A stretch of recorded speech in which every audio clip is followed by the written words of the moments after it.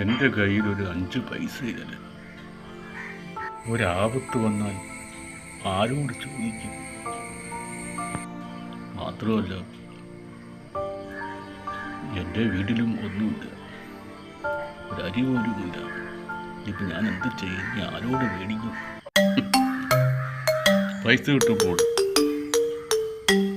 നമ്മുടെ ആവശ്യങ്ങൾക്കോ വീട്ടിലെ ആവശ്യങ്ങൾക്കോ വേണ്ടി ഓർക്കാതെ ധാരാളിത്തം കാണിക്കുന്നത് കൊണ്ടാണ് ഇത്തരം ചില ബുദ്ധിമുട്ടുകൾ അനുഭവപ്പെടുന്നത്. പൈസ ഇല്ലെങ്കിൽ ഒരു പുഴുവന് പോലും വിലയില്ലാതായി വരും. തീർച്ചയായും ധനസമ്പാദനം ഉണ്ടാവും. ധനം ദുർവിനിയോഗം ചെയ്യരുത്.